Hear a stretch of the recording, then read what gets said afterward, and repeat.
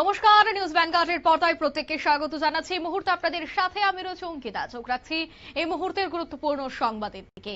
আজ রাজ্য কংগ্রেসের পক্ষ থেকে এক সাংবাদিক সম্মেলন করা হয়। যুব কংগ্রেসের উদ্যোগে এই সাংবাদিক সম্মেলনটি।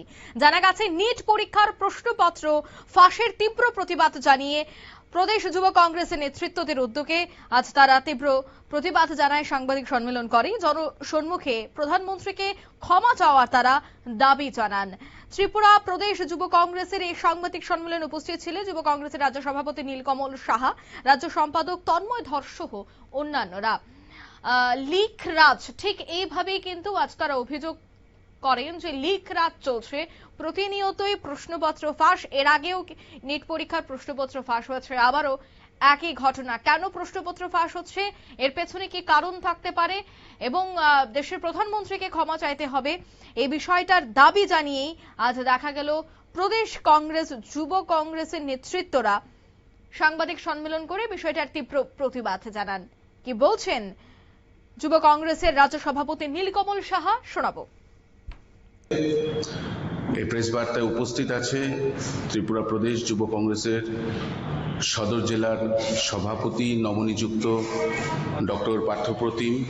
উপস্থিত আছেন ত্রিপুরা প্রদেশ যুব কংগ্রেসের নবনিযুক্ত জেনারেল সেক্রেটারি মাননীয় তন্ময় ধর মহাশয়। উপস্থিত আছেন ত্রিপুরা প্রদেশ যুব কংগ্রেসের সাধারণ সম্পাদিকা শ্রী। আমরা জানি অনেক গরিব ঘরের ছেলেমেয়েরা, তাদের মা বাবারা নিজের গয়না, নিজের সম্পত্তি, নিজের জমি বিক্রি করে ছেলে মেয়েদেরকে এই নিট পরীক্ষার জন্য প্রস্তুতি করায়। কারণ নিটের যে টিউশন ফিস, নিট পরীক্ষার জন্য যে প্রস্তুতির যে টিউশন কোচিংগুলো আছে, সেগুলোর ফিস প্রায় লক্ষ লক্ষ টাকা। কিন্তু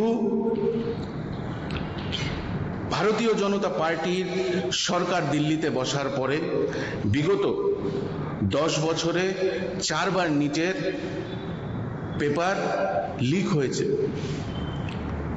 তারা বিকশিত ভারতের কথা বলে, কিন্তু তারা একটা পরীক্ষা সুষ্ঠুভাবে নিতে পারে না। তারা শিক্ষিত ভারত তো চেনেন না, তারা বিকশিত ভারতের কথা বলে। আমরা দেখেছি যে এই ন্যাশনাল টেস্টিং এজেন্সি নিয়ে আগেও প্রশ্ন উঠেছে। আমরা 2024-এও যুব কংগ্রেসের পক্ষ থেকে দেশব্যাপী আন্দোলন করেছিলাম, কিন্তু তখন পরীক্ষাটা ক্যান্সেল করা হয়নি এবং